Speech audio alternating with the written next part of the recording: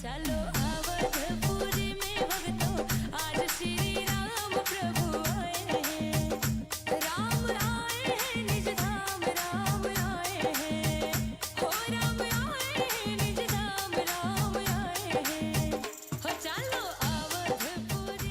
राम जन्मभूमि की मुक्ति के लिए अपना सर्वस्व अर्पण करने वाले राम भक्तों की पहली कड़ी में हमने पूज्य संत अभिराम दास, कृष्ण करुणाकर नायर, परम पूज्य देवराह बाबा, महंत रामचंद्र दास परमहंस और महंत अवेद्यनाथ जी के बारे में जाना।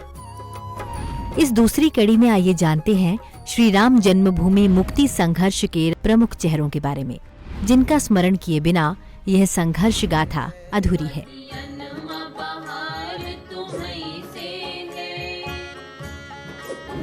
बाला साहब देवरस। पूज्य बाला साहब देवरस जी 1973 से 1994 तक राष्ट्रीय स्वयंसेवक संघ के तृतीय सरसंघचालक रहे। उनके नेतृत्व में ही राष्ट्रीय स्वयंसेवक संघ ने निर्णय लिया था कि संघ और संघ के स्वयंसेवक सक्रिय रूप से श्री राम जन्मभूमि मुक्ति आंदोलन में सहभाग करेंगे और संघ इस आंदोलन में अंतिम पड़ाव तक सक्रिय रहा। स्वयंसेवकों द्वारा प्रांतीय स्तर पर अनेक संगठनों की स्थापना की गई थी। बाला साहब ने वरिष्ठ प्रचारक देकर उन सबको अखिल भारतीय रूप दे दिया। श्री राम मंदिर आंदोलन के दौरान हिंदू शक्ति का जो भव्य रूप प्रकट हुआ, उसमें इन सभी संगठनों के काम और प्रभाव की व्यापक भूमिका रही।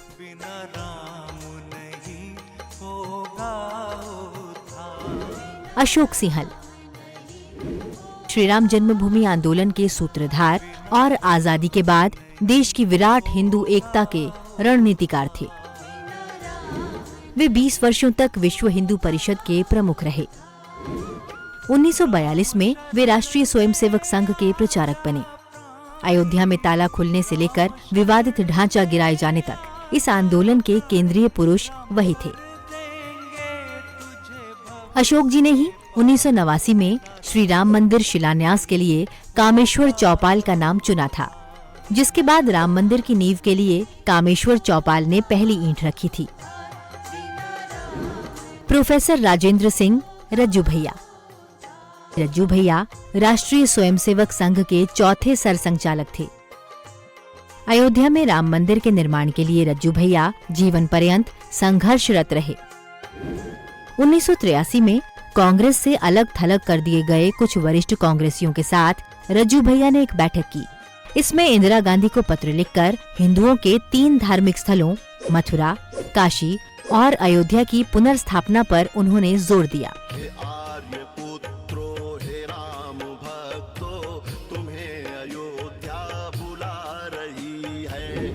श्री होंगसंद्र वेंकटरमैया शेषाद्री। श्री होंगसंद्र वेंकटरमैया शेषाद्री श्री राम जन्मभूमि आंदोलन का प्रमुख चेहरा थे। 1983 में जब श्री राम जन्मभूमि आंदोलन को गति देने के लिए प्रथम एकात्मता यात्रा आयोजित की गई, तो उसकी पूरी जिम्मेदारी शेषाद्री जी को दी गई।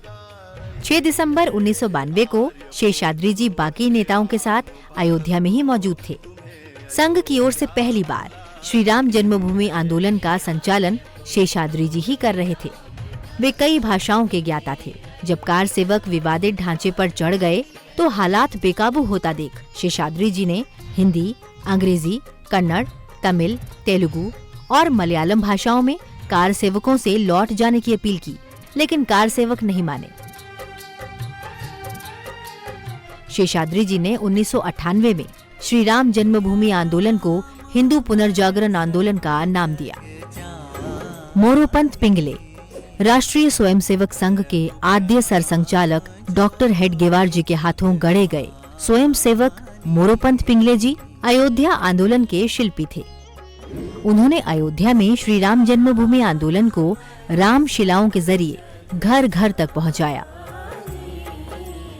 पिंगले जी ने एक रणनीति के तहत अयोध्या में प्रस्तावित श्री राम मंदिर निर्माण के लिए 3 लाख ईंटें भारत के हर गांव में पुजवाई। फिर गांव से तहसील, तहसील से जिला, जिले से राज्य मुख्यालय होते हुए ये शिलाएं अयोध्या पहुंची। शिला पूजन, शिलान्यास, चरण पादुका, राम ज्योति यात्राएं सब पिंगले जी के दिमाग की उपज थी। मोरोपंत पिंगले जी के काम की शैली थी सूत्रधार की भूमिका में रहना, कोई श्रेय न लेना, सभी कुछ रचना, लेकिन दृष्टि से ओझल रहना।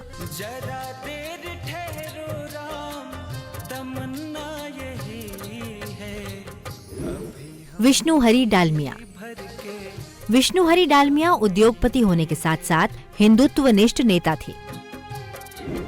वे साल 1992 से 2005 तक विश्व हिंदू परिषद के अध्यक्ष रहे। 1985 में जब श्री राम जन्मभूमि न्यास की स्थापना की गई तो विष्णु हरि डालमिया को इसका कोषाध्यक्ष बनाया गया। 6 दिसंबर को विवादित ढांचा ढहाए जाने के 2 दिन बाद यानी 8 दिसंबर को उन्हें लाल कृष्ण आडवाणी, डॉक्टर मुरली मनोहर जोशी, अशोक सिंहल के साथ गिरफ्तार किया गया।